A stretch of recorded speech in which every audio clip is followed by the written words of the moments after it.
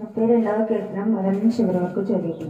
తన అతిక్రమములకు పరిహారం నందినవాడు, తన పాపమునకు ప్రాయశ్చిత్తం నందినవాడు ధన్యుడు. యెహోవా చేత నిర్దోషి అని యోచించబడివాడు, ఆత్మల కపటము లేనివాడు ధన్యుడు. నేను మౌనంగా ఉండగా దినమంతయు నేను చేసిన నా ఆర్తధ్వని వలన నా ఎముకలను క్షీణించున్నవి. దివారాత్రములు నీ చెయ్యి నా మీద బరువుగా నుండెను. నా సారము వేసవి కాలం ఎండినట్టే ఆయను. నా దోషము కప్పుకొనక నీ ఎదుట నా పాపమును ఒప్పుకుంటుని. యెహోవా సన్నిధిని నా అతిక్రమను ఒప్పుకొందుననుకుంటుని. నీవు నా దోషములను పరిహరించుచున్నావు.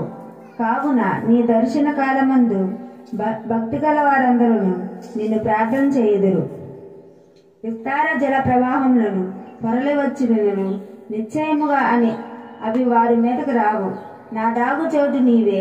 శ్రమల నుండి నీవు నన్ను రక్షించెదవు. విమోచన కాణాలతో నీవు నన్ను ఆవరించెదవు. నీకు ఉపదేశము చేసేదను. నీవు నడవవలసిన మార్గమును నీకు బోధించెదను. నీ మీద దృష్టి ఉంచి నీకు ఆలోచన చెప్పెదను. బుద్ధి జ్ఞానం లేని గుర్రము వలనైనను కంచెర గాడిద వలనైనను మీరు ఊరుకునుడి. అవి నీ దగ్గరికి తేడబడినట్లు వారితో కళ్ళముతో బిగింపవలెను. భక్తిహీనులు అనేక వేదనలను కలుగుచున్నవి. యెహోవా యందు నమ్మకించిన వాని కృప ఆయన ఆవరించుచున్నది. నీతిమంతులారా, యెహోవాను బట్టి స్తుతించుడి, ఉల్లసించుడి. యథార్థ హృదయాలారా, మీరందరూ ఆనందగానంతో చేయుడి. దేవుని తన పరిశుద్ధాత్మను దీవించుగాక.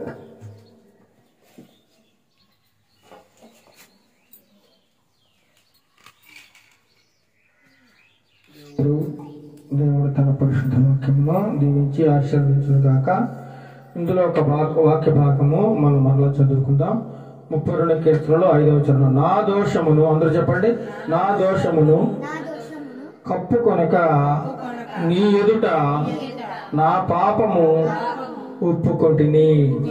నా దోషమును కప్పుకొనక నీ ఎదుట నా పాపము ఒప్పుకుంటుని. ఈ మాట ఎవరు మాట్లాడుతున్నారు? దావీదు భక్తుడు మాట్లాడుతున్నాడు. అయ్యా, నేను పాపం చేశాను కాబట్టి ఆ పాపమును నీ ఎదుట నేను ఒప్పుకుంటున్నాను. మనం అనేక సార్లు పాపం చేస్తూ ఉంటాం.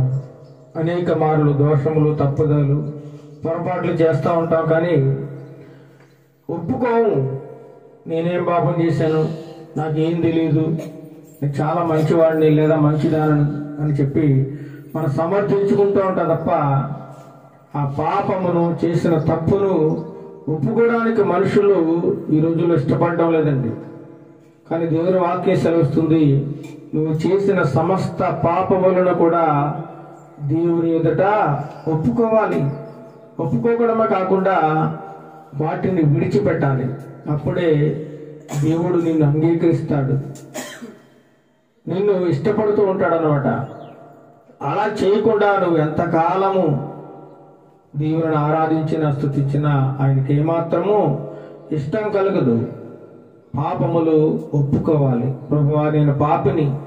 దావీదు భక్తుడు అంటాడు, నేను పాపిని ప్రభువా, పాపములో పుట్టినవాడును, పాపములో పెరిగినవాడును, నా పాపమును నీ ఎదుట ఒప్పుకుంటున్నాను, కాబట్టి నన్ను క్షమించు నాయనని మనం మొరపెట్టినప్పుడు తప్పకుండా ఆయన పాపమును క్షమించువాడుగా ఉన్నాడు. ఎందుకంటే ఈ లోకములో పాపములు క్షమించే అధికారము ఈ భూమి మీద కానీ పరమందు కానీ కేవలము యేసుక్రీస్తు ప్రభు వారికి మాత్రమే ఉందండి.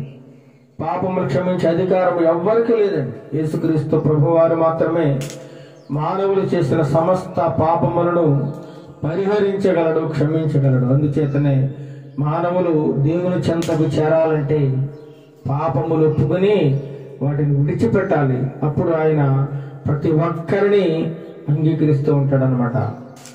ఇప్పుడు ప్రార్థన చేసుకుందో మన మధ్యలో ఉన్న జాజీ గారు వచ్చి చిన్న ప్రార్థన చేస్తారు. ప్రార్థన చేసుకుందాం. మహోన్నతుడ మహాగణుడా, నీ సర్వశక్తి గల నామానికి వేలాది స్తుతులు స్తోత్రములు చెల్లించుకుంటున్నాం. గొప్పవాడు, వినీతిమంతుడు, పరిశుద్ధుడు ప్రభా, నిజమైన దేవుడు నీ ఒక్కడవే తండ్రి ప్రభానైనా. ఈ లోకంలో నీలాంటి వారు ఎవ్వరూ లేరు ప్రభానైనా, నీతో సమానమైన వారు ఎవ్వరూ లేరు ప్రభానైనా.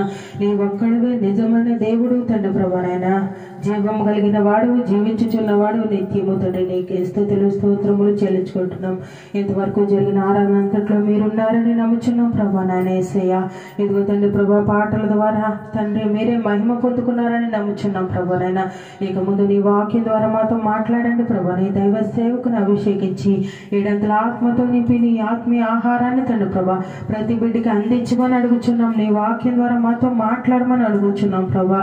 వినుచున్న మాకు వినగల చెవులు, గ్రహించగల మనసు మాకు దయచేయండి. నీ వాక్యంలో మర్మాలు ప్రభా మేము తెలుసుకుని తండ్రి వాటిని మా హృదయాల్లో భద్రపరుచుకుని ప్రభా నీ వాక్యానుసారమైన జీవితాన్ని జీవించగలిగే భాగ్యాన్ని ప్రతి ఒక్కరికి మాకు దయచేయమని అడుగుచున్నాం ప్రభా నాయన.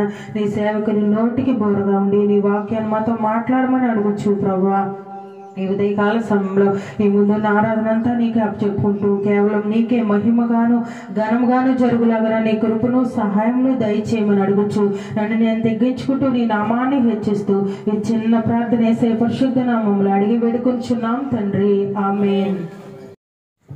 ప్రభునందు ప్రియమైన వాళ్ళారా, ఇంతవరకు దేవుని నామాన్ని మహిమపరుచుకున్నాము. వాక్య పఠనం ద్వారా, పాటల ద్వారా, ప్రార్థన ద్వారా దేవాది దేవుని స్తుతించి ఆరాధించున్నాము. ఇప్పుడు కొద్ది నిమిషాలు వాక్యము ధ్యానించుకుందాం.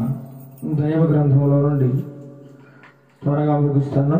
కొద్ది నిమిషాలు మాత్రమే దేవుని యొక్క వాక్యమును శ్రద్ధగా విందాం. ఈరోజు మన వాక్య ధ్యానాంశం జీవ గ్రంథములో నీ పేరు ఉన్నదా లేదా. చూడండి, జీవ గ్రంథములో నీ పేరు ఉన్నదా లేదా. ప్రతి ఒక్కరు అనుకో, నా పేరు జీవ గ్రంథములో ఉందా లేదా. అసలు జీవ గ్రంథం ఎక్కడుంది, అందులో పేరు ఉండడం ఏంటి, ఆ పేరు ఉంటే ఏమిటి లేకపోతే ఏమిటి, ఉన్నందువల్ల ఉపయోగం ఏంటి లేకపోతే నష్టం ఏమిటి అనేటువంటి కొన్ని విషయాలను దైవ గ్రంథ పరిశీలనలో మనం తెలుసుకుందాం. అంతకు ముందుగా చిన్న ప్రార్థన. నిన్న నేడు నిరంతరం ఏకరీతిగా ఉన్న మా దేవ, నీకే వందనాలు స్తోత్రాలు చెల్లిస్తున్నాం నాయన. ఇప్పుడు నీ వాక్యము ధ్యానిస్తుండగా మాట్లాడేది నేను కాదు, కానీ మీరే నాలో ఉండి మాట్లాడమని, నీ ప్రియ బిడ్డలకు కావలసిన ఆత్మీయ ఆహారమును సమృద్ధిగా దయచేయమని, వినగల చెవులను గ్రహించగలిగే హృదయమును ప్రతి ఒక్కరికి దయచేయమని, అల్పుడును దీనుడును అయోగ్యుడునైన నన్ను మరుగుపరిచి నీ వాక్యమును నీ ప్రజలకు నీ బిడ్డలకు బోధించమని, ఘనత మహిమ ప్రభావాలు మీకు చెల్లిస్తూ యేసుక్రీస్తు నామమున ప్రార్థన అడిగి వేడుకొంచున్నాం తండ్రి, ఆమేన్. అందరూ చెప్పండి ఆమేన్. జీవ గ్రంథంలో నీ పేరు ఉన్నదా లేదా అనేటువంటి అంశం మీద ఈరోజు మనం మాట్లాడుకుంటా ఉన్నాం. మన పేరు సాధారణంగా ఓటర్ లిస్ట్లో లేదనుకోండి, ఓటు వేయడానికి ఏముండదు, అర్హత ఉండదు, హక్కు ఉండదు. రేషన్ కార్డులో మన పేరు లేదనుకోండి, ఏం తీసుకోవడానికి అర్హత ఉండదు, రేషన్ తీసుకోవడానికి అర్హత ఉండదు. అదే విధముగా నిత్యావసర వస్తువులు తీసుకోవడానికి అవసరం ఉండదు. అంతేకాకుండా ఆధార్ కార్డులో మన పేరు లేదనుకోండి, మొత్తానికి ఆధార్ కార్డే లేదు, అందులో మన పేరు కూడా లేదు. అలాంటప్పుడు అనేక ప్రభుత్వ పథకాలకు కానీ, ఉద్యోగ అవకాశాలకు కానీ, పెన్షన్ కోసం కానీ, ఇటువంటి ఇతర ఉపాధి పథకాలకు కానీ ఏమాత్రము అర్హత పొందలేరు. ఎందుకంటే ఈ లోకంలో ఉన్నటువంటి ప్రతి దానిలో ఏదైనా అవకాశం పొందాలన్నా, ఏదైనా సంపాదించుకోవాలన్నా, ఏదైనా సాధించుకోవాలన్నా మన పేరు ఏదో ఒక దాంట్లో వ్రాయబడి ఉండాలండి. ఆధార్ కార్డులో ఉండాలి, ఓటర్ లిస్టులో ఉండాలి, రేషన్ కార్డులో ఉండాలి. ఏమండి, ఇంకా రకరకాల కార్డులు ఉన్నాయి. ప్రతి ఒక్క దాంట్లో కూడా మన పేరు నమోదు చేయబడి ఉండాలి. అలా చేయబడినట్లయితే ఈ లోకములో జీవిస్తున్న మనకు వ్యాలిడిటీ ఉంటుంది, హక్కుదారులుగా ఉంటాం. ఆ యొక్క పథకాలను మనం పొందుకోగలుగుతూ ఉంటామండి. లేదు మన పేరు లేకపోయినట్లయితే మనకు అనేకమైన పథకాలు పోతాయి, రాయితీలు వర్తించవు, ఉద్యోగ అవకాశాలు ఉండవు. మరి ఈ లోకంలో నీ పేరు ఏ కార్డులో లేకపోయినా నీవు లేనట్లే అవుతుందండి. ఉన్నా నువ్వు లేనట్లే అవుతుంది, నీవు అర్హతను కోల్పోయే అవకాశం ఉంటుంది. మరి పరలోకంలో జీవ గ్రంథం అనేటువంటిది గొప్ప పుస్తకం ఉందండి. ఎక్కడున్నది? పరలోకంలో జీవ గ్రంథం ఉందట. మరి అందులోనూ నీ పేరుందా లేదా చూసుకోవాలి. నీ పేరుందా, నా పేరుందా? అదే ఎలా తెలుస్తుంది? నీ పేరుందా, నా పేరుందా? మనందరి పేర్లు అందులో ఉన్నాయా లేవా? ఒకవేళ లేకపోతే ఏం జరుగుతుంది? దేవుని వాక్యం రాయబడి ఉంది. లేకపోతే పరలోక రాజ్యంలో ఉన్నటువంటి ఆ జీవ గ్రంథంలో నీ పేరు కానీ నా పేరు కానీ మన పేర్లు లేకపోతే మనకు తప్పదు నిత్య నరకాగ్ని. ఏంటండి? నిత్య నరకాగ్ని తప్పదట. సరాసరి అగ్నిగుండంలోకి వెళ్ళిపోవాల్సిన అవసరం ఉంది మన పేరు జీవ గ్రంథంలో లేకపోతే. మరి బైబిల్లో అలా ఉందా? చూద్దామా బైబిల్లో ఉందా లేదా? ప్రకటన గ్రంథము 20వ అధ్యాయము 15వ వచనం చూడండి. ప్రకటన గ్రంథము, త్వరగా ముగిస్తాను. ప్రకటన గ్రంథము 20వ అధ్యాయము 15వ వచనం చదవండి. ఎవని పేరైనను జీవ గ్రంథమందు వ్రాయబడినట్టు కనబడని ఎడల వాడు అగ్నిగుండములో పడవేయబడెను. మరొకసారి చదవండి. ప్రకటన గ్రంథము 20వ అధ్యాయం 15వ వచనం. ఎవని పేరైనను జీవ గ్రంథమందు వ్రాయబడినట్టు కనబడని ఎడల వాడు అగ్నిగుండములో పడవేయబడెను. ఇన్ని సంవత్సరాల భక్తి జీవితం చేసిన ఈ లోకములో 60, 70, 80 సంవత్సరాలు ఆయుష్కాలము కలిగి ఆరోగ్యము కలిగి జీవించిన అనేక సంవత్సరాలుగా దైవ సన్నిధికి వెళుతూ పాటలు పాడుతూ వాక్యాన్ని వింటూ ప్రార్థన చేస్తూ ఉపవాసం ఉంటూ ఎంత భక్తి చేసినా నీ పేరు కానీ ఆ జీవ గ్రంథములో లేనట్లయితే నువ్వెక్కడికి పోతావు? వాక్యం చెప్పిన ఎక్కడికి వెళ్ళిపోతావు? నిత్య నరకాగ్ని, అగ్నిగుండము నీకోసం ఒకటి రెడీగా ఉంది. ఏంటది? అక్కడ పేరు చూస్తాడు.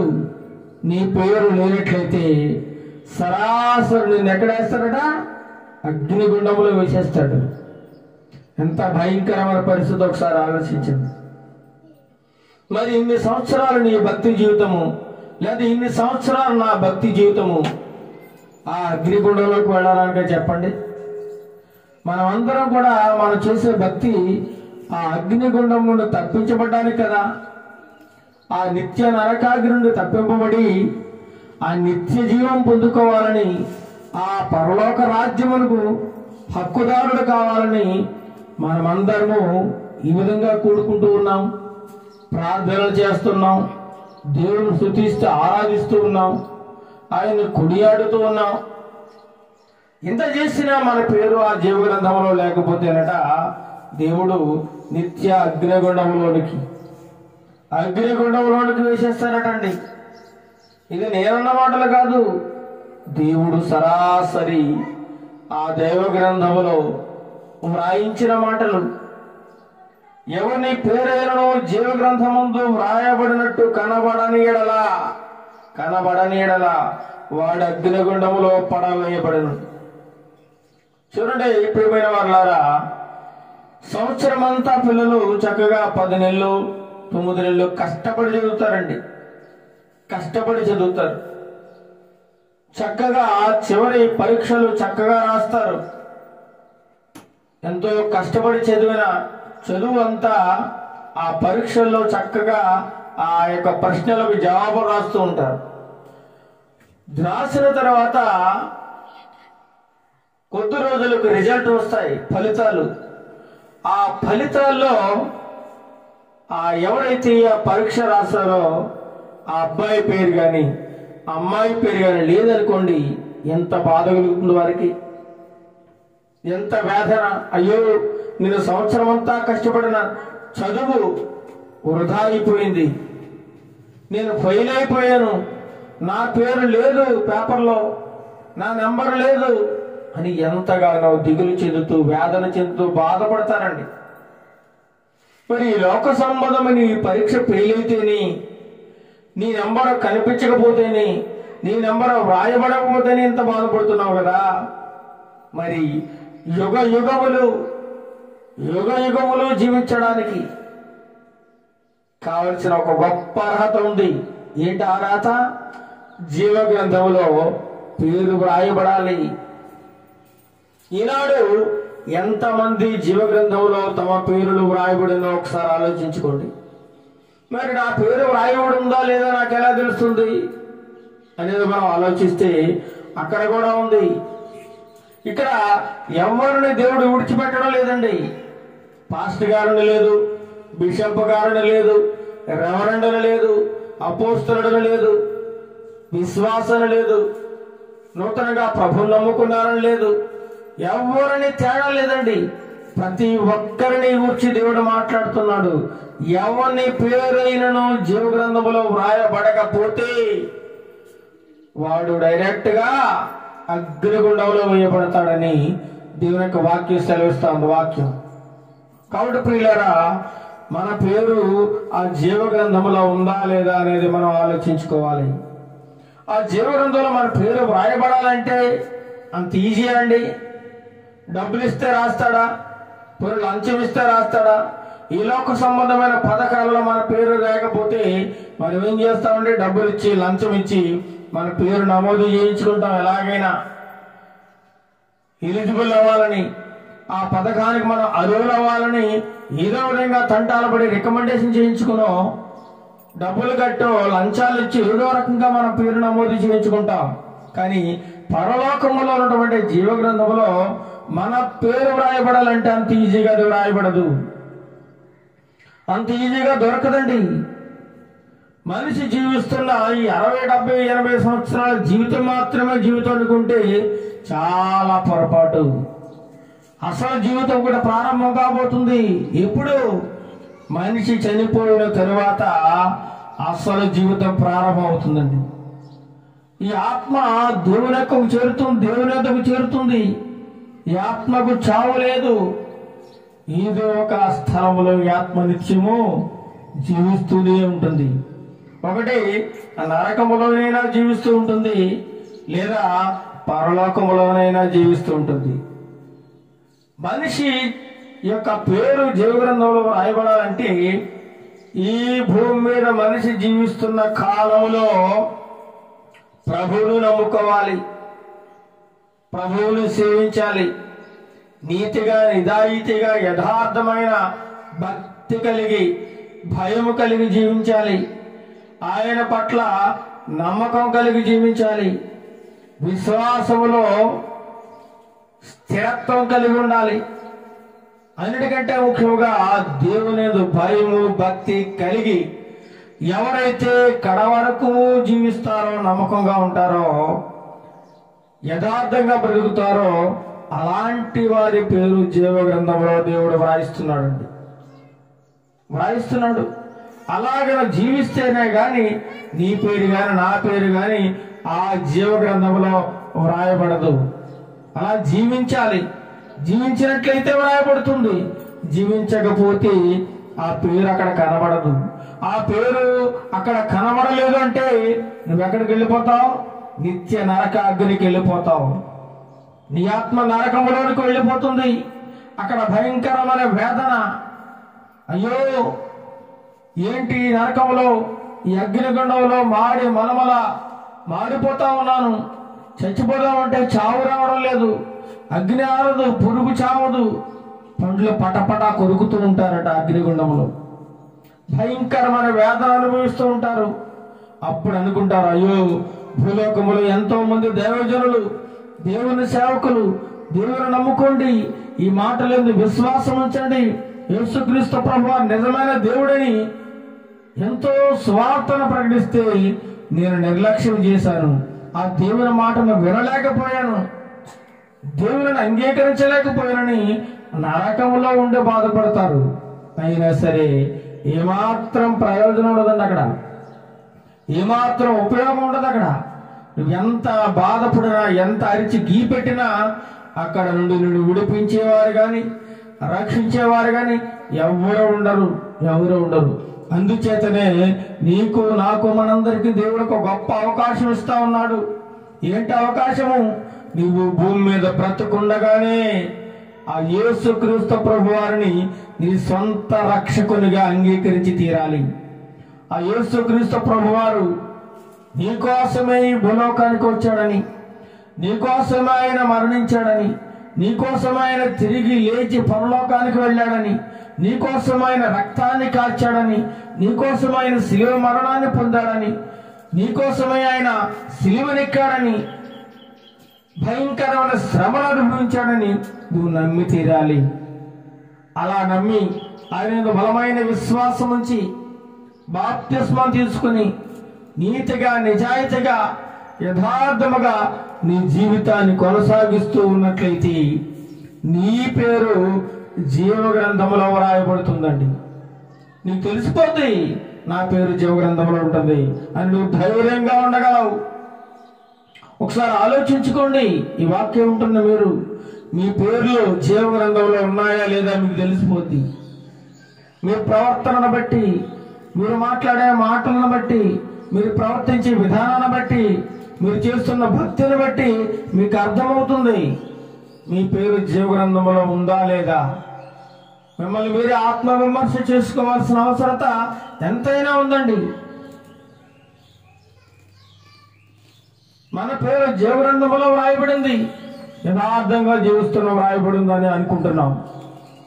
మరలా ఏదైనా ఒక విషయంలో పాపములో పడిపోయి, శాపములో పడిపోయి, దేవునికి విరోధంగా పాపం చేసి ఈ లోకానుసారమైన విషయాల్లో పాలు పంపులు పొందుకుని మరలా లోకంతో కలిసిపోయి జీవిస్తున్నట్లయితే మరలా నీ పేరు అక్కడి నుంచి కొట్టివేయబడుతుంది.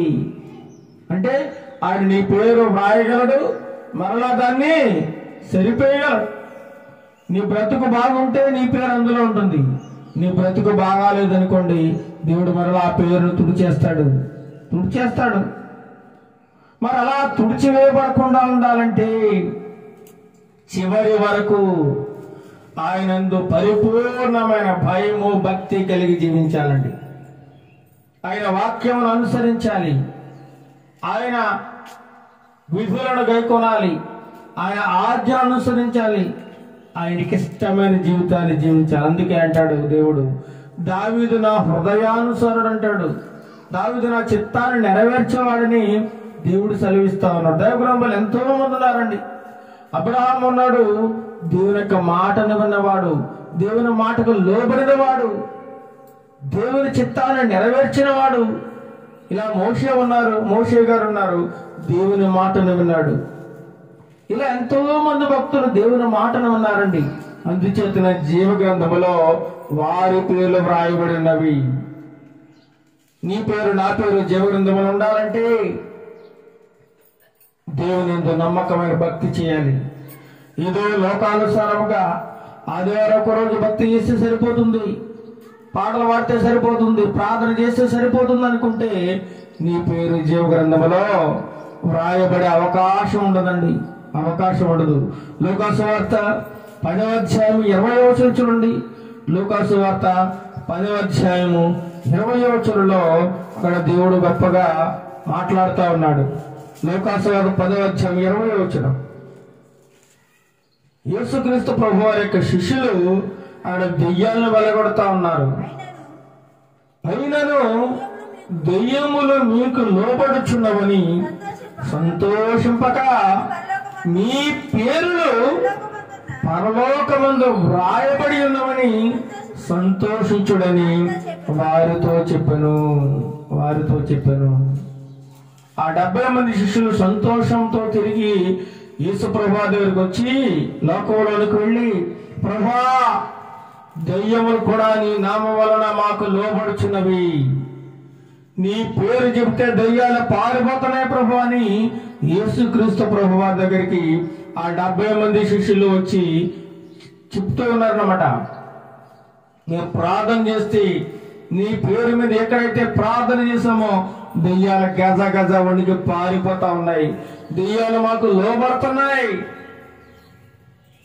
అని చెప్తా ఉన్నారు యేసుక్రీస్తు ప్రభు వారికి. ఆయన ఏమంటున్నాడు, సాతాను మెరుపు వల్ల ఆకాశం పడడం చూచితిని, ఇదిగో పాములను తేళ్లను త్రొక్కుటకును శత్రు బలమంతటి మీద మీకు అధికారం అనుగ్రహించి ఉన్నాను, ఏది మీకు ఎంత మాత్రమునో హాని చేయదు అని యేసు ప్రభు వారిని ఈ లోకంలోనే పంపించాడు.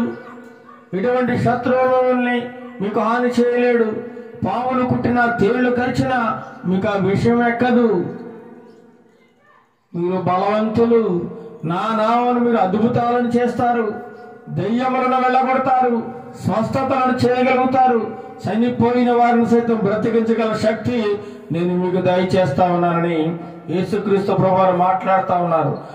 అదే విధంగా యేసుక్రీస్తు ప్రభువారు ఆజ్ఞానుసారంగా వారు లోకములోనికి వెళ్ళి దయ్యములను వెళ్ళగొట్టి మరలా ప్రభు దగ్గరికి వచ్చి ఇక్కడ చెబుతున్నారు ఏమని, అయినను దయ్యములు మీకు లోబడుచున్నవని యేసు ప్రభువారు వాళ్ళతో మాట్లాడుతున్నారు. అయ్యా, మేము దయ్యాలను వెళ్ళగొడుతున్నామని చాలా సంతోషిస్తా ఉన్నారు. వాళ్ళు చాలా ఆనందంతో ఉన్నారు. మీ పేరు చెప్తే అయ్యా దయ్యాలు పారిపోతున్నాయి అని చెప్పి గొప్పగా యేసుక్రీస్తు ప్రభువారి దగ్గర ఎంతో సంతోషంతో మాట్లాడుతున్నప్పుడు శిష్యులను గురించి యేసు ప్రభువారు మాట్లాడుతున్న మాట ఏంటి తెలుసా? దయ్యములు మీకు లోబడుచున్నవని సంతోషించాల్సిన అవసరం లేదు. దయ్యాలు ఎలాగా లోబడతాయి నా పేరు చెబితే, కానీ మీరు సంతోషించవలసిన విషయం ఒకటి ఉంది. ఏంటో తెలుసా? మీ పేర్లు పరలోకమందు వ్రాయబడి ఉన్నవి. మీ పేర్లు పరలోకమందు వ్రాయబడి ఉన్నవి. ఆ జీవ గ్రంథంలో మీ పేర్లు వ్రాయబడి ఉన్నవని యేసుక్రీస్తు ప్రభువారు ఆ శిష్యులతో మాట్లాడుతున్నారండి. మరి నీ పేరు వ్రాయబడి ఉందా? మన పేర్లు వ్రాయబడి ఉన్నావా? ఒకసారి మనం ఆలోచించుకోవాలి. మన భక్తి ఎలా ఉంది? మన భక్తి జీవితం ఎలా ఉంది? ఏ విధంగా జీవిస్తున్నాం? నామమాత్రం భక్తి చేస్తున్నామా? ఏదో మొక్కుబడిగా ఆయన గుడికి వెళుతున్నామా? నలుగురు వెళుతున్నారని వెళుతున్నామా? నలుగురితో కలిసి పాటలు పాడుతున్నామా?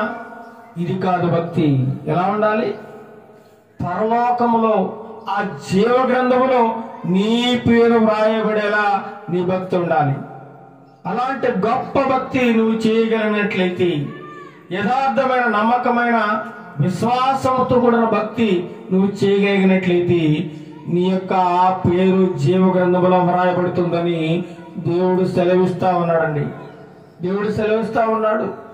కీర్తన గ్రంథము 139వ కీర్తన 16వ వచనం చూడండి. 16వ చరణం 139వ కీర్తన భాగము 16వ చరణం చూసినట్లయితే అక్కడ దావీదు భక్తుడు తెలియజేస్తా ఉన్నాడు, నేను పిండమనై ఉండగా నీ కన్నులు నన్ను చూచెను అంటున్నాడు. పిండముగా ఉన్నప్పుడే దేవుని యొక్క కన్నులు మనం చూసేయట. నేను పిండమై ఉండగా నీ కన్నులు నన్ను చూచెను, నియమింపబడిన దినములలో ఒకటైనను కాక మునుపే నా దినములన్నీ నీ గ్రంథములో లిఖితములాయను. నువ్వు ఎప్పుడు పుట్టాలో దేవుడు రాశాడు. నువ్వు ఎలా పెరగాలో దేవుడు రాశాడు. ఈ భూమి మీద నువ్వు ఎంతకాలం బ్రతకాలో దేవుడు అదంతా ముందుగా రాసి పెట్టాడని లెక్క. అయితే మనం ఏం చేస్తున్నాం? దేవుడు మన గురించి ఒక గొప్ప ప్రణాళిక కలిగి చక్కగా గొప్పగా రాశాడు, గొప్పగా బ్రతకమని, యథార్థంగా బ్రతకమని దేవుడు జీవ గ్రంథంలో రాసి మనల్ని ఈ భూలోకానికి పంపిస్తే మనం ఏం చేస్తున్నాం? ఆ దేవుడు రాసిన రాతలను చెరిపేసి మనం రాతలను మనమే సొంతంగా రాసేసుకుంటున్నాం. మన రాతలు మనమే రాసుకుంటున్నామండి. మనకు నచ్చినట్లుగా బ్రతుకుతున్నాం, మన ఇష్టానుసారంగా ప్రవర్తిస్తున్నాం. దేవుడు నడవమన్న మార్గములలో మనం ఏమాత్రం నడవడం లేదండి. మనకి ఇష్టమైన త్రోవల్లోకి వెళ్ళిపోతా ఉన్నాం, మనకు నచ్చిన మార్గంలోకి వెళ్ళిపోతున్నాం. మనకి దేవుడు ఎన్నైతే దినములు నియమించి ఉన్నాడో ఆ దినములు లెక్క పూర్తి కాక మునిపే ఈ లోకాన్ని విడిచి ఎంతో మంది వెళ్ళిపోతున్నారండి. ఎంతో మంది దారి తప్పి తిరుగుతూ ఉన్నారు, చెడిపోతూ ఉన్నారు. దేవుడు మన యందు ఉంచిన ప్రణాళికను తప్పి జీవిస్తూ ఉన్నారు. చాలా మంది దేవునికి విరుద్ధంగా జీవిస్తూ ఉన్నారు. అందుకే అంటున్నాడు దావీదు భక్తుడు, నియమింపబడిన దినములలో ఒకటైనను కాక మునిపి నా దినములన్నీయు నీ గ్రంథములో లిఖితములాయను. ఇంకా నేను భూమి మీదకి రాలేదు, నేను పిండముగా ఏర్పడక మునిపే నేను ఎంతకాలం బ్రతకాలో, ఎలా జీవించాలో, ఎలాగా నడవాలో, ఎలా ఈ భూలోకములో కొనసాగాలో మొత్తం డేటా అంతా రాసి పెట్టేసాడండి. నీ పట్ల నా పట్ల దేవుడు మనం ఎన్ని సంవత్సరాల బతకాలో మనం పుట్టక ముందే దేవుడు ఆ గ్రంథంలో రాసి పెట్టేశాడు. మనం ఎన్ని దినముల బ్రతకాలో, ఎన్ని గంటలు బ్రతకాలో, ఎన్ని నిమిషాలు బ్రతకాలో, ఏ నిమిషంలో ఎలా ఉండాలో, ఏ సంవత్సరంలో ఎలా జీవించాలో దేవుడు ముందుగా రాసి పెట్టాడు. కానీ మనం ఏం చేస్తున్నాం? ఆ రాసిన ప్రకారంగా మనుషులు మనం జీవించడం లేదు. మనకు నచ్చినట్లుగా మనం జీవిస్తున్నాం, మనకి ఇష్టం వచ్చినట్లుగా మనం బ్రతుకుతా ఉన్నాం. మన దారి మనది, దేవుడు రాసిన రాత వేరైపోతా ఉందండి అని చాలా మంది అంటుంటారు. ఏమని? నా రాత ఇంతే అంటారు. నా రాత ఇంతే కాదు, నీ రాత అంతే కాదు. నీ పట్ల దేవుడు గొప్పగా రాశాడు నీ రాతను, కానీ ఆ రాతను చెరిపేసుకుంటున్నావు నీ పాపపు క్రియల ద్వారా, హేయమైన క్రియల ద్వారా, అవమానకరమైన క్రియలు, దేవునికి విరుద్ధమైన కార్యములు చేసి దేవుడు రాసిన రాతను చెరిపి వేసుకుని నీవు సొంతంగా రాసేసుకుంటున్నావు. నువ్వు ఎలా బ్రతకాలో నువ్వే డిజైన్ చేసేసుకుంటున్నావు. దేవుడి చిత్తానికి ఏమాత్రం లోబడ్డం లేదు, దేవుని ఇష్టానికి ఏమాత్రమో సరెండర్ అవ్వడం లేదు ఈనాడు మనిషి. అందుచేతనే తన దినములు పూర్తి కాక మునిపే ఈ లోకాన్ని వదిలి వెళ్ళిపోతా ఉన్నారు అనేక మంది. కానీ దావీదు భక్తుడు అలా కాదండి. నా దినములు అన్నీయు నీ గ్రంథములు లిఖితములాయను, నియమింపబడిన దినములలో ఒకటైనను ఇంకా జరగకముందే, డే 1 ఇంకా కాకముందే దావీదు గురించి మొత్తం చరిత్ర అంతా దేవుడు రాసి పెట్టాడు. ఎంత గొప్ప దేవుడో చూడండి. ప్రతి ఒక్కరి పట్ల దేవుడు ఒక గొప్ప ప్రణాళిక కలిగి ఉన్నాడు. నిన్ను నన్ను మనందరినీ కూడా దేవుడు మంచిగానే పుట్టించాడు. కానీ మనం ఏం చేస్తున్నాం? మన చెడు తలంపులు, చెడు ఆలోచనలతో ఈ లోకంలో ఉన్నటువంటి లోకాన్ని అనుసరించి లోక పోకడలను బట్టి నేర్చుకుంటూ మన మనస్సులను పాడు చేసుకుని దేవునికి దూరంగా వెళ్ళిపోతూ లోక సంబంధమైన ఆచారాలలో, ఆట పాటలలో మునిగి తేలుతూ ఇదే బాగుందని చెప్పి జీవిస్తూ దేవునికి దూరం అయిపోతున్న వారు ఎంతో మంది ఉన్నారండి. ఎంతో మంది. మనం ఇంకా పిండముగా ఏర్పడక ముందే నీ గురించి తెలుసు, నా గురించి తెలుసు. దేవునికి నువ్వు ఎలా ఉంటావో, నువ్వు ఎలా బ్రతుకుతావో, ఎలా జీవిస్తావో అదంతా మొత్తం దేవునికి తెలుసు. కానీ దేవుడు వ్రాసిన వ్రాత ప్రకారం ఈ భూలోకంలో నెరవేర్చిన వారు ఒకరున్నారు. ఆయన ఎవరో తెలుసా? యేసుక్రీస్తు ప్రభువారు ఒక్కరే. దేవుడు ఏ ఉద్దేశంతో అయితే యేసుక్రీస్తు ప్రభువారిని ఈ లోకంలోనికి పంపించారో, ఆ యొక్క యేసుక్రీస్తు ప్రభువారి గురించి ఆ గ్రంథంలో ఏదైతే వ్రాయబడి ఉందో, ఆ జీవ గ్రంథములో ఏదైతే వ్రాయబడిందో, ప్రవక్తల గ్రంథములలో ముందుగా ఏదైతే వ్రాయబడిందో సమస్తాన్ని నెరవేర్చిన వాడు యేసుక్రీస్తు ప్రభువారు. ఆ వాక్యం ఎక్కడ ఉందో చూద్దామా? హెబ్రీయులకు రాసిన పత్రిక 10వ అధ్యాయము, హెబ్రీయులకు రాసిన పత్రిక 10వ అధ్యాయము 5 నుంచి 7 వచనాలు చూడండి. హెబ్రీయులకు రాసిన పత్రిక 10వ అధ్యాయము 5 నుంచి 7 వచనాలు.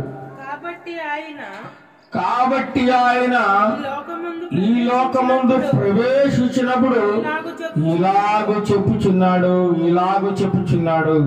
యేసుక్రీస్తు ప్రభువారట ఈ లోకములో జన్మించినవాడు, పుట్టినవాడు కాదు, ఆయన ప్రవేశించినవాడు. ఏంటండి? ప్రవేశించినవాడు. ఎందుకంటే ఆయన ఎప్పుడూ ఉన్నాడు. ఆయనకు చావు పుట్టుకలు లేని దేవుడు, మహా గొప్ప దేవుడు, యుగ యుగములు ఆయన జీవించేవాడు. ఆయన పరలోకము నిత్యము ఉన్నాడు. ఆయన ఏదో డిసెంబర్ 25న పుట్టాడు అనుకోవడం చాలా తప్పు. భూమి పునాదులు వేయబడక మునిపి ఆయన పరలోకంలో ఉన్నాడు దేవుడు యేసుక్రీస్తు ప్రభువారు. అందుకే అంటాడు, నేను అబ్రహాము పుట్టక మునిపే నేనున్నానంటున్నాడు. అంత గొప్ప దేవుడు. చూడండి, హెబ్రీయులకు రాసిన పత్రిక 10వ అధ్యాయం 5వ వచనంలో ఎలా చెప్తున్నాడు? కాబట్టి ఆయన ఈ లోకమందు ప్రవేశించినప్పుడు ఇలాగూ చెప్పుచున్నాడు. ఏమని? బలియు అర్పణయు నీవు కోరలేదు గాని నాకొక శరీరము అమర్చితివి. దేవాది దేవుడు ఏం కోరలేదట? బలి గాని అర్పణము గాని ఏం కోరలేదట. మరేమి ఇచ్చాడు దేవాది దేవునికి, యేసుక్రీస్తు ప్రభువారికి? శరీరాన్ని అమర్చాడు. పూర్ణ హోమములను, పాప పరిహారార్థ బలులను నీకిష్టమైనవి కావు. అప్పుడు నేను 7వ వచనం చదువు. అప్పుడు నేను గ్రంథపు చుట్టలో నన్ను గూర్చి వ్రాయబడిన ప్రకారము దేవా నీ చిత్తము నెరవేర్చుటకు ఇదిగో నేను వచ్చి ఉన్నానంటిని. యేసుక్రీస్తు ప్రభువారట. ఆ యేసుక్రీస్తు ప్రభువారిని గురించి ఆ గ్రంథపు చుట్టలో ముందుగానే వ్రాయబడిందట. ఆయన లోకానికి వెళ్ళాలని, లోకములో ఉన్న సమస్త మానవాళి పాపములను పరిహరించాలని, ఆయన శిలువ వేయబడాలని, పాపలందరి కోసం ఆయన రక్తం చిందించాలని, ఆయన సమాధి చేయబడాలని, 3వ దినమున తిరిగి లేవాలని, మరలా పరలోకములకు ఆరోహణం అవ్వాలని, తండ్రి యొద్దకు చేరాలని ముందుగానే ఆయన గురించి సమస్తము వ్రాయబడింది.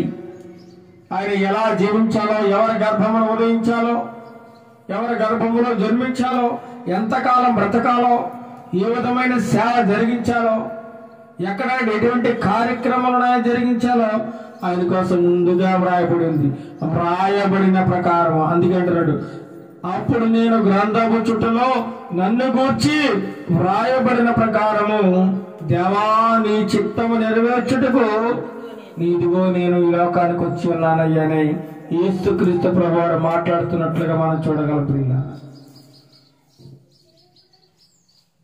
మరి నీ పేరు నా పేరు ఆ జీవ గ్రంథంలో వ్రాయబడిందా లేదా ఒకసారి మనం ఆలోచించుకోవాలి. ప్రతి ఒక్కరి గురించి దేవుడు ముందుగానే రాసించాడండి. ప్రతి ఒక్కరి గురించి రాసి పెట్టాడు ఆయన. నీ రాత బాగోలేదు అనుకోవడానికి నువ్వు ఏమాత్రమో వీల్లేదు. నా రాత బాగోలేదు అనుకోవడానికి ప్రతి ఒక్కరి రాతలు మంచిగానే రాశాడు. కానీ ఆ రాతల ప్రకారంగా నువ్వు జీవించడం లేదు, రాతల ప్రకారంగా నువ్వు నడుచుకోవడం లేదు. నువ్వు నీ ఇష్టానుసారంగా నువ్వు ఇంకో సొంత రాత రాసుకుంటా ఉన్నావు. నీ రాతను నువ్వే చెరిపేసుకుంటా ఉన్నావు.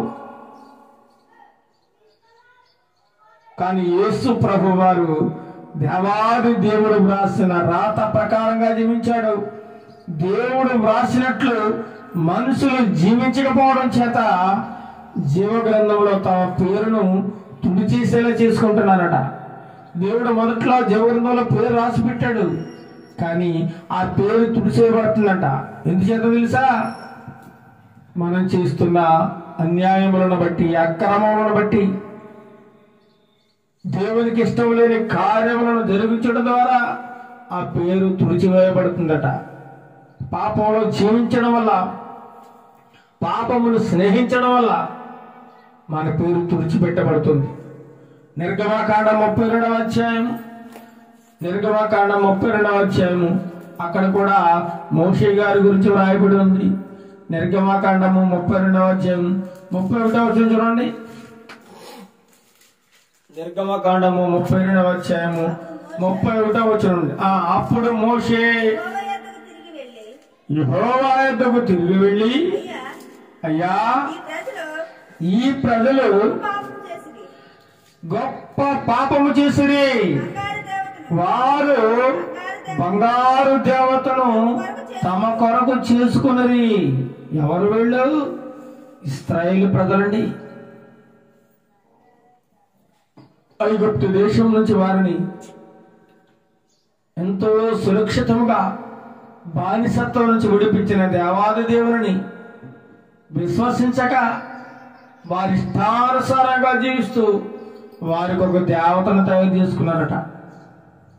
మాకు దేవుడు కావాలని సజీవుడైన దేవుడిని విడిచిపెట్టి నిజ దేవుడని యెహోవాని విడిచి వారు సొంతంగా ఒక దేవతను తయారు చేసుకున్నారు. ఏం దేవతది?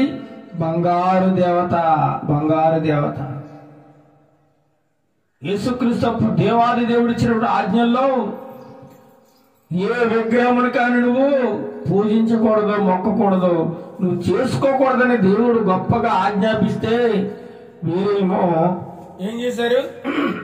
బంగారు దేవతను తయారు చేసుకుని దాన్ని పూజించడం మొదలు పెట్టారట.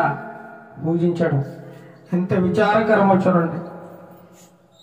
దేవుడు వారి పట్ల ఎంత గొప్పగా రాసిపెట్టాడో దాన్ని వారు చెరిపేసుకున్నారు.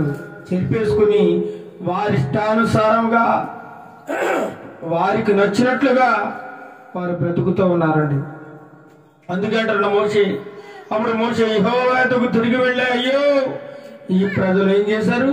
గొప్ప పాపము చేసిరి. గొప్ప పాపము. దేవునికి విరోధంగా నడుచుకుంటా ఉన్నారు. దుర్మార్గులుగా జీవిస్తూ ఉన్నారు. వ్యభిచార సంబంధమైన క్రియలు చేస్తూ దుర్మార్గమైన ఆచారములు పాటిస్తూ దేవునికి ఇష్టం లేని ఆయాసకరమైన పనులు ఎన్నో చేస్తూ చివరికి వారు ఏం చేశారంటే ఎంతకు తెగించారంటే ఒక బంగారు దేవతను విగ్రహమును చేసుకుని దాన్ని ఆరాధించడం మొదలుపెట్టారట. దేవుని కోపం ఎలా ఉంటుందండి? దేవునికి చాలా భయంకరమైన కోపం వచ్చింది. ఇక నేను వీరిని ఈ భూమి మీద బ్రతకనేయకూడదు, భూమి మీద బ్రతకనేయకూడదు, వీళ్ళని నాశనం చేసేయాలి, నాశనం చేసేయాలి, తుడిచిపెట్టేస్తానంతే. ఎందుకంటే వీరు నా మాటను వినడం లేదు. దేవునికి కోపాలు రేపుతా ఉన్నారండి. దేవునికి ఆయాసాన్ని రప్పిస్తూ ఉన్నారు. దేవుని యొక్క సహనాన్ని పరీక్షిస్తూ ఉన్నారు. వీళ్ళు ఎంత గొప్పగా వారిని ఆదరించినా, ఎంత గొప్పగా వారిని ప్రేమించినా వారు దేవుని మాట వినడం లేదు. వారి ఇష్టానుసారంగా జీవిస్తూ ఉన్నారు. అందుచేతనే దేవుని యొక్క కోపము ఇశ్రాయేలు ప్రజల మీద మండుతుంది. ఈ ప్రజలు గొప్ప పాపము చేసిరి.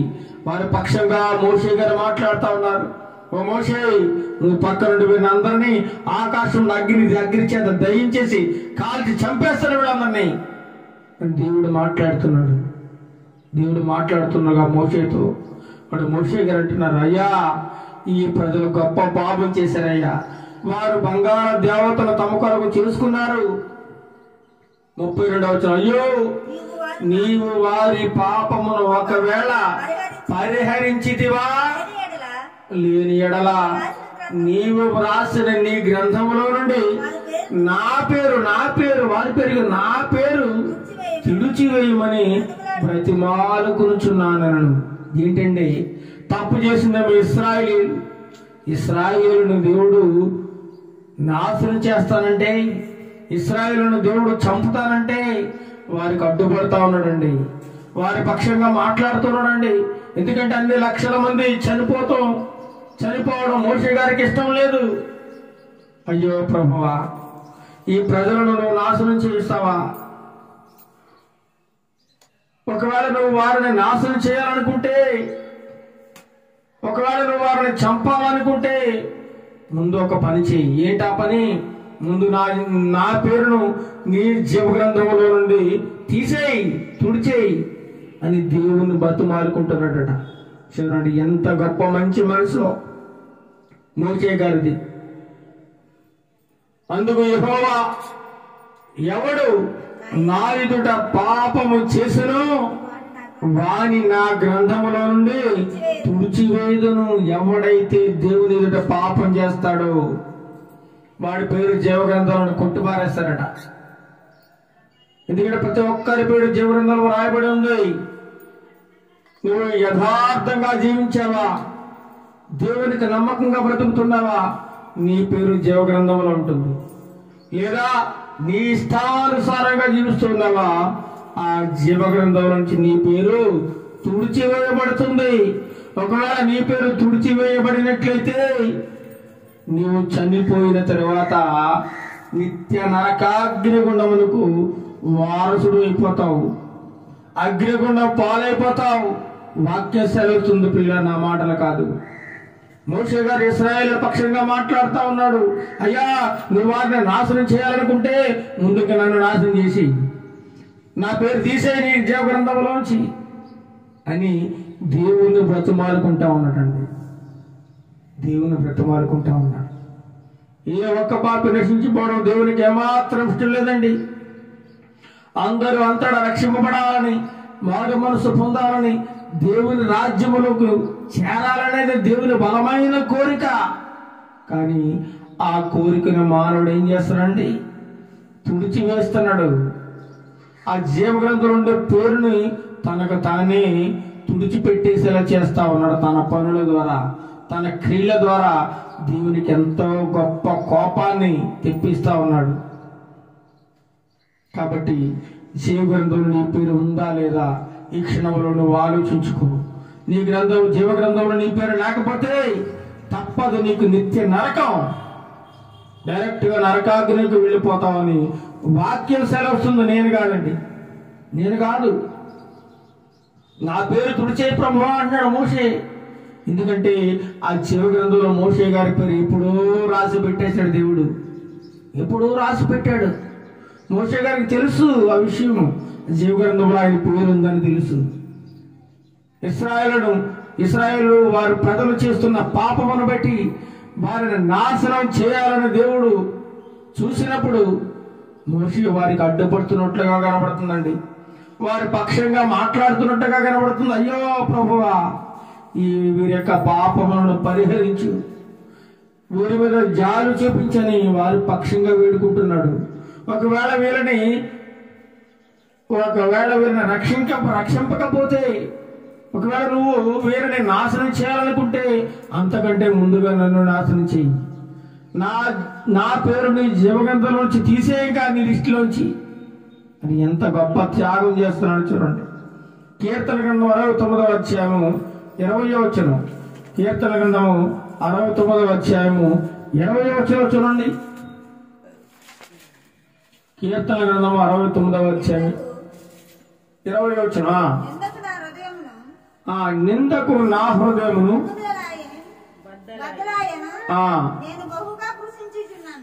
నేను బహుగా కృషించి ఉన్నాను. కరుణించి వారి కొరకు కనిపెట్టుకుంటున్నా గాని ఎవరునూ లేకపోయేది. ఓదార్చి వారి కొరకు కనిపెట్టుకుంటుంది గాని ఎవరునూ కానరారేట. చూడండి, దేవుడు కనిపెడతా ఉన్నాడు. జీవ గ్రంథంలో నీ పేరు ఉందా లేదా ఒకసారి పరిశీలన చేసుకోవాలి. జీవ గ్రంథంలో నీ పేరు ఉందా లేదా ఒకసారి పరీక్ష చేసుకోవాలి. చూడండి, ఇంకొక చూడండి 28వ చూడండి. 28 జీవ గ్రంథము నుండి వారి పేరును తుడిపి పెట్టుమంటున్నాడు. జీవ గ్రంథంలో నుండి వారి పేరు ఏం చేయాలట? తుడిచేయంటున్నాడు. నీతిమంతుల పట్టిలో వారి పేరులు వ్రాయకము. ఎవరి పేరు? దోషము చేసిన వారు, అన్యాయము చేసిన వారు, అక్రమము చేసిన వారి పేరుని తుడిచేయమంటున్నాడు. ఆ నీతిమంతుల పట్టిలో ఆ పట్టికలో వారి పేర్లు ఉండడానికి వీల్లేదయ్యా, తుడిచిపెట్టే అంటున్నాడు, తుడిచిపెట్టే. అదేవిధంగా ఫిలిప్పీ సంఘములో ఉన్నటువంటి గొప్ప దైవ సేవకురాలు, పరిచారకురాలు, పౌలు గారి యొక్క సేవలో, పరిచర్యలో బహు బలముగా వాడబడిన ఒక స్త్రీ ఉంది. ఆమె ద్వారా గొప్ప సంఘము కట్టబడింది. ఆమె పేరు లూదియా. ఎవరండి? లూదియా. ఆమె పేరు కూడా జీవగ్రంథంలో రాయబడి ఉందట. ఆ పరిచారకుల పేర్లు కూడా జీవగ్రంథంలో రాయబడి ఉందట. ఫిలిప్పీలకు రాసిన పత్రిక 4వ అధ్యాయం 3వ వచనం చూడండి. ఫిలిప్పీలకు రాసిన పత్రిక 4వ అధ్యాయం 3వ వచనంలో అక్కడ క్లియర్ గా కనబడతా ఉంది. ఫిలిప్పీలకు రాసిన పత్రిక 4వ అధ్యాయం 3వ వచనం. అవును, నిజమైన సహకారి ఆ స్త్రీలు క్లెమెంతుతోనూ నా ఇతర సహకారులతోనూ సువార్త పనిలో నాతో కూడా ప్రయాసపడిన వారు గనుక వారికి సహాయం చేయమని నిన్ను వేడుకొనుచున్నాను. ఆ సహకారుల పేర్లు ఎక్కడ వ్రాయబడి ఉన్నాయట?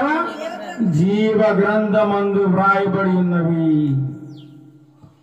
అపోస్తలుడైన పౌలు గారు ఒక బలమైన గొప్ప ప్రసంగికుడు. ఆయన సేవా పరిచర్యలు అనేక మంది స్త్రీలు ఆయనకు సహకారులుగా ఉన్నారట. ఆ సహకారులుగా ఉన్న వారి పేర్లు ఎక్కడ వ్రాయబడి ఉన్నాయట? జీవ గ్రంథంలో వ్రాయబడి ఉంటాయి. నువ్వు దేవుని యొక్క సంఘములో ఆ సంఘాన్ని మొత్తం చీపులు బట్టి ఆ దేవాలయాన్ని శుభ్రం చేసినట్లయితే నీ పేరు జీవ గ్రంథంలో వ్రాయబడి ఉంటుంది. ఆ పరిచర్య చేసినట్లయితే అది వృధాగా పోతండి. నువ్వు దేవుని కోసం చేసిన ఏ మంచి పని అయినా సరే ఆ ప్రతి మంచి పనులు బట్టి దేవుడు నీ పేరును జీవ గ్రంథంలో వ్రాసి ఉంచుతాడు. జీవ గ్రంథంలో వ్రాసి ఉంచుతాడు. నువ్వు చేసిన క్రియలను బట్టి నీకు తీర్పు ఉంటుంది. ఒకరోజు నా గ్రంథాలు విప్పుతాడు దేవుడు. ప్రతి ఒక్కటే రాయబడుతుందండి. నువ్వు ఈ భూలోకానికి వచ్చినప్పటి నుంచి, ఈ భూలోకంలో జన్మించినప్పటి నుంచి నువ్వు మరణించే వరకు ప్రతి ఒక్క పని అక్కడ గ్రంథంలో రాయబడతావు. నువ్వు 26వ తారీఖు జనవరి నెల 2025వ సంవత్సరమున ఏ పనులు చేసావో, ఏ కార్యక్రమాలు చేసావో, ఏ దుర్మార్గమైన పనులు చేసావో, లేదా ఏ మంచి పనులు చేసావో ప్రతి ఒక్కడే దేవుడు వ్రాస్తున్నాడు. మనం మర్చిపోవచ్చు, మనకి లెక్క తెలియకపోవచ్చు, కానీ దేవుడు ప్రతి ఒక్కటి లెక్క రాస్తా ఉన్నాడు. నువ్వు చేసిన ప్రతి పనినే ఆ గ్రంథంలో వ్రాయిస్తా ఉన్నాడు. ఒకరోజు గ్రంథాలు తెరవబడతాయి. నువ్వు చేసిన ప్రతి పనిని గురించి దేవుడు నేను లెక్క అడిగే రోజు ఒకటి ఉంది. ప్రతి ఒక్కదాన్ని బట్టి దేవుడు నీకు తీర్పులోకి తెస్తాడు. తీర్పు జరుగుతుంది. ఆ దినమున నువ్వు చేసిన నీ క్రియలను బట్టి నరకానికి వెళ్ళడమా లేదా పరలోకానికి వెళ్ళడమా దేవుడు తప్పకుండా అక్కడ నిర్ణయిస్తారండి. మరి నువ్వు ఎలా జీవిస్తున్నావు? ఏమి కోరుకుంటున్నావు? నరకానికి వెళ్ళాలనుకుంటున్నావా లేదా పరలోకానికి వెళ్ళాలనుకుంటున్నావా? జీవగ్రంథంలో నీ పేరు ఉండాలనుకుంటున్నావా లేదా తుడిచిపెట్టబడాలనుకుంటున్నావా? ఒకసారి ఆలోచించుకో. చివరిగా కీర్తన గ్రంథము 56వ అధ్యాయము 8వ చరణం చదువు ముగించుకుందాం. కీర్తన గ్రంథము 56వ అధ్యాయము 8వ చరణం. కీర్తన 56వ అధ్యాయం 8వ చరణం. నా సంచారములను నీవు లెక్కించి ఉన్నావు, నా కన్నీళ్లు నీ బుడ్డులో ఉంచబడి ఉన్నవి, అవి నీ కవిలలో కనబడును కదా. నా సంచారం అంటే ఏంటి? ప్రయాణం. ఏంటండి? ప్రయాణం. దావీదు గారు చేసిన ప్రతి ప్రయాణం కూడా దేవుడు లెక్కిస్తూ ఉన్నాడట.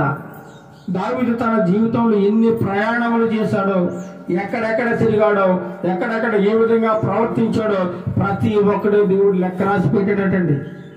లెక్క రాసి పెట్టాడు. ఆయన కార్చిన కన్నీళ్ళన్నీ కూడా ఆ యొక్క దేవుని యొక్క సన్నిధిలో ఆ బుడ్డుల్లో ఉంచబడి ఉన్నాయట. ప్రతి కన్నీరు నువ్వు దేవుని కోసం, దేవుని గురించి విలపించి నీ యొక్క పరిశుద్ధ జీవితాన్ని బట్టి, నీ పాప జీవితాన్ని బట్టి నువ్వు కన్నీరు కార్చి ఏడుస్తూ విలపిస్తూ కార్చిన ప్రతి కన్నీటి బొట్టుని దేవుడు తన కవిలి అనగా బుడ్డిలో దాచి ఉంచినట. ఆ కవిలి అనగా పుస్తకము, ఆ పుస్తకములో అవన్నీ కూడా జాగ్రత్తగా రాసి పెట్టేటండి. ఎంత గొప్ప దేవుడు చూడండి. నువ్వు చేసిన ప్రతి పనిని కూడా దేవుడు రాస్తా ఉన్నాడు. నువ్వు చేసిన ప్రతి చెడ్డ పని రాస్తున్నాడు, మంచి పని రాస్తున్నాడు. కాబట్టి ప్రతి పనిని బట్టి నీకు తీర్పు అనేది ఉంటుంది. ఆ తీర్పులో నువ్వు నిజాయితీగా నిలబడతావా, దోషిగా నిలబడతావా? నువ్వు ఒకవేళ నిజాయితీగా నిలబడినట్లయితే దేవుని ముందు నువ్వు నిజాయితీ పరుడవని దేవుడు నిన్ను వచ్చి ఒప్పుకున్నట్లయితే తప్పకుండా నీవు ఆ పరలోక రాజ్యంలో చేర్చబడతావు. లేదు, ఆ జీవగ్రంథంలో నిజాయితీగా లేనట్లయితే నీ పేరు తుడిచిపెట్టబడుతుంది. తప్పకుండా నిత్య నరకాగ్నిగుండంలోనికి నువ్వు చేర్చబడతావని దేవుని వాక్యం సెలవిస్తా ఉంది. జీవగ్రంథంలో నీ పేరు ఉందా లేదా అనేది ఈరోజు పరీక్ష చేసుకోవాలి. ఒకవేళ నీ గ్రంథంలో, ఆ జీవ గ్రంథంలో పేరు లేనట్లయితే నీ జీవితం చాలా భయంకరంగా ఉంటుంది, దుర్భరంగా ఉంటుంది. ఈ భూమి మీద జీవించిన జీవితమే జీవితం కాదండి. ఇది కేవలం 60-70 సంవత్సరాల జీవితం. కానీ యుగ యుగములు జీవించే అసలైన జీవితం చనిపోయిన తర్వాత ప్రారంభమవుతుంది. కాబట్టి ఆ చనిపోయిన తర్వాత ప్రారంభమయ్యే జీవితం గురించి బ్రతికుండగానే సిద్ధపడాలి ప్రతి ఒక్కరు. కాబట్టి ఆ యొక్క జీవగ్రంథంలో పేరు ప్రతి ఒక్కరూ వ్రాయించుకోవాలంటే ఈ భూలోకములో దేవునికి ఇష్టమైన వారుగా, దేవునికి నిజమైన సాక్షులుగా, విశ్వాస బోరులుగా జీవించినట్లయితే తప్పకుండా దేవుడు ఆ జీవగ్రంథంలో పేరును అలాగే ఉంచుతాడు. కడ వరకు నీ పేరు అలాగే ఉంచబడుతుంది. చివరికి నీ పేరుని బట్టి, ఆ గ్రంథంలో ఉన్న నీ పేరుని బట్టి నీకు ఒక శాశ్వతమైన రాజ్యం, పరలోక రాజ్యం అవ్వబడుతుంది. బహుమానముగా ఏమి లేదు. దీనికోసం ఎంతో ప్రయాసపడాల్సిన అవసరం లేదు. నువ్వు నీతిగా, నిజాయితీగా, యథార్థముగా, ఎటువంటి పాపము చేయకుండా, ఎటువంటి దుష్కార్యము చేయకుండా దేవునికి ఇష్టమైన జీవితాన్ని జీవించినట్లయితే దేవుడు తప్పకుండా ఆ పరలోక రాజ్యంలో నీకు స్థానాన్ని ఇవ్వడానికి ఇంతగానో ఇష్టపడుతున్నాడు. ఆ పరలోక రాజ్యములో ఉన్నటువంటి ఆ జీవగ్రంథంలో నీ పేరు వ్రాయడానికి దేవుడు ఎంతగానో ఇష్టపడుతున్నాడు. అటువంటి కృపను దేవుడు నీకు, నాకు, మనందరికీ దయచేయునుగాక. ఆమేన్. మహాగురుడు, మహోన్నతుడన్న మా ప్రియ తండ్రి, నీకే వందనాలు, స్తోత్రాలు చెల్లిస్తున్నాం నాయన. ఇంతవరకు నీ వాక్యపు వెలుగులోంచి అనేకమైన విషయములను మాకు బోధించినందుకు నీకు వందనాలు ప్రభువా. ఆ జీవ గ్రంథములో నీ పేరు ఉందా లేదా ఒకసారి పరిశీలన చేసుకో. నీ జీవితాన్ని బట్టి ఆత్మ విమర్శ చేసుకో. నీ ప్రవర్తనను బట్టి ఆలోచించుకో. నీ గ్రంథంలో, ఆ జీవ గ్రంథంలో నీ పేరు ఉందా లేదా అని మీరు నీ వాక్యం ద్వారా మాతో సూటిగా మాట్లాడినందుకు, తేటగా మాట్లాడినందుకు నీకు వందనాలు, స్తోత్రాలు చెల్లిస్తున్నాము నాయన. ఎవరి పేరైతే ఆ జీవ గ్రంథంలో వ్రాయబడి ఉండదో వారికి అగ్నిగుణము భద్రము చేయబడి ఉందని నీ వాక్యం సెలవుతుంది ప్రభా. మేము పైకి భక్తి గలవారుగా నటిస్తూ నటనా జీవితాన్ని జీవిస్తూ ఉన్నట్లయితే ఒకరోజు నీకు సమాధానం చెప్పాలి ప్రభా. నీ ఎదుట మేము నిలబడాలి నాయన. ఆ తీర్పులో మేము నిలబడాలి ప్రభా. ఆ తీర్పులు మేము కానీ దోషులను తేలినట్లయితే మరుక్షణమే మమ్మల్ని అగ్నిగుణంలో తోసేస్తావు ప్రభా. ఇంతకాలము చేసిన మా భక్తి వృధా అయిపోతుంది నాయన. అలా కాకుండా మమ్మల్ని రక్షించండి. ఈ భూలోకములో మేము బ్రతికినంత కాలము నీకు నమ్మకమైన సాక్షులుగా, యథార్థముగా, భయము, భక్తి కలిగి నీ న్యాయ విధులను అనుసరిస్తూ నీకు ఇష్టమైన జీవితాన్ని జీవించే కృపను నాకు, మాకు, ప్రతి బిడ్డకు దయచేయండి నాయన.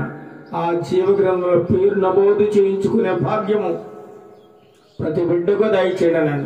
ప్రతి ఒక్కరి పేరు ఆ జీవగ్రంథంలో వ్రాయండి నాయన.